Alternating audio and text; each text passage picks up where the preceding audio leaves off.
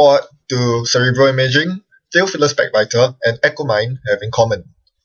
Yep, they are high-risk, high-reward cards that can potentially offer you a theoretically boundless advantage, provided you can avoid the downside of it, which could single-handedly lose you the game if you're not careful.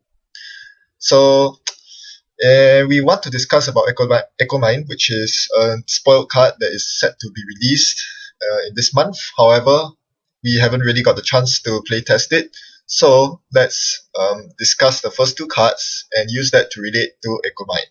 So, with Cerebral Imaging and Theophilus Bagbiter, one of them is played somewhat often, and the other is rarely ever seen. Why is this the case, even though they both do exactly the same thing?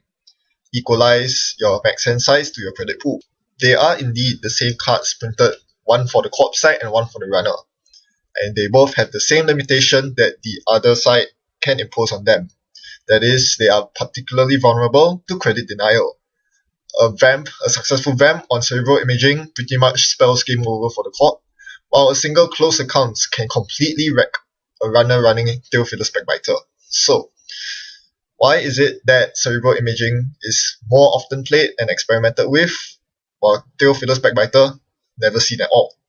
That's because the co-op one is an ID, while Theophilus Bagbiter is not.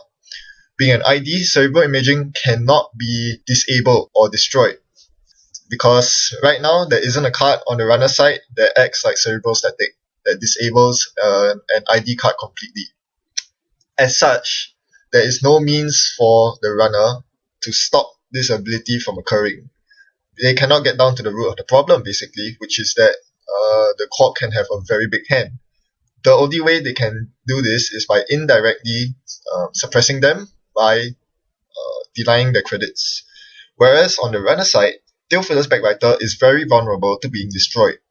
Since it is a resource, any form of resource trashing, such as character assassination, or just a typical tag and destroy resource action, can easily disable a runner who is relying on a huge hand size.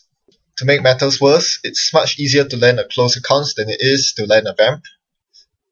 An NBN player with a breaking news and a close account can easily spell game over for Theophilus Bagbiter. And anyway, there is much less incentive for the runner to have a big hand size compared to the co-op, because the co-op can stash agendas safely in HQ, while the runner doesn't have the same need. So therefore, there is very little incentive to play Theophilus Bagbiter.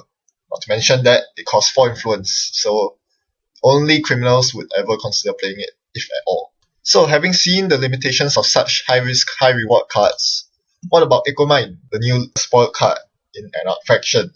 I think right off the bat, you'll see that it has many more vulnerabilities than the other two cards that we've seen earlier.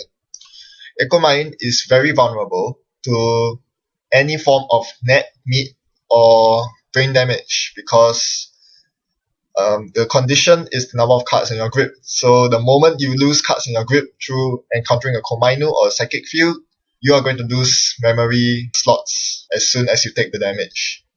Another vulnerability is if you are playing it in conjunction with increased max hand size cards such as Origami, program trashing suddenly becomes something you worry about as well, because Origami is a program. If you have it trashed from you, your max hand size will decrease, and so the maximum memory limit that you can attain is also decreased.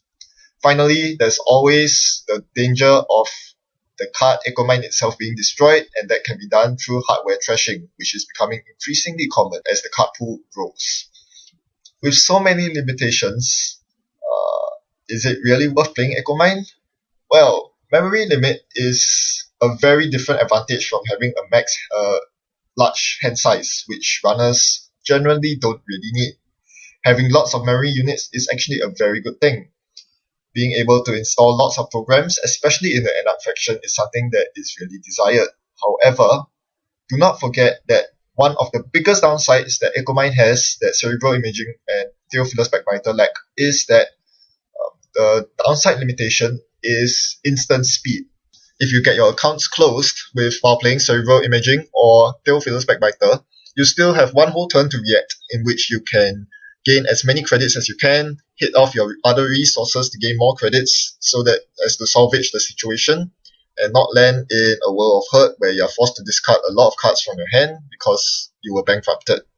Whereas for Ekomind, there is no such privilege because the moment you lose cards from your grip and the moment your memory limit goes below the current number of memory units you're using, you are forced to trash your extra programs immediately. There is no reaction time, and that's a huge downside that you always have to be mentally prepared for if you are planning to play with Ekomind. So how can we limit this downside to having a negligible impact on our rig? As many people have pointed out, you will want to play cards that give you a temporary benefit from having a large memory limit. There's one such card in the card pool right now. You guessed it, it is Overmind. So there is a potential combo that you can use with Ekomind. First you install Ekomind, then you install Dugas, then you find a way to get 5 clicks on your turn, be it through Rachel Beckman, Joshua B, or All-Nighter. You hit Dugas and then install an Overmind. Such an install will give you 13 memory units for your Overmind to use as 13 power tokens immediately.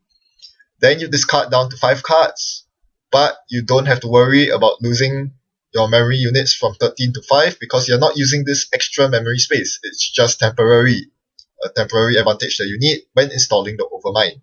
This, I think, is the best and the only way you can leverage on Ekomind in the current meta.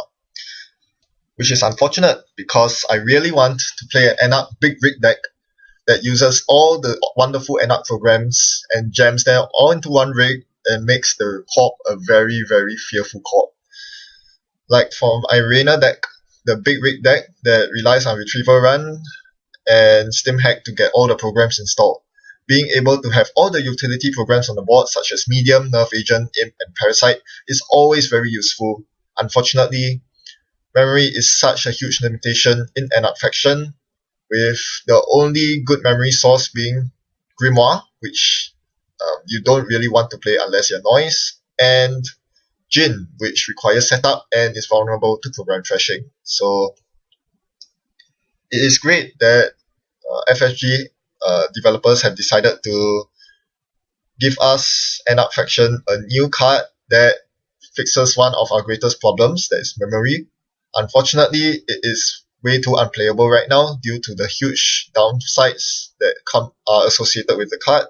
Perhaps in the future, with Order and Chaos on the horizon, there will be more cards that mitigate the downsides that this card presents, or perhaps gives more incentive for us to play with a large memory limit.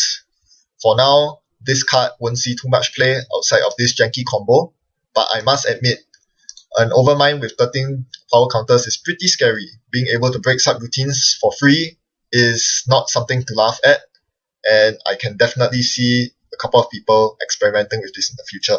Who knows, I might be one of them. Thanks for watching. Happy net running.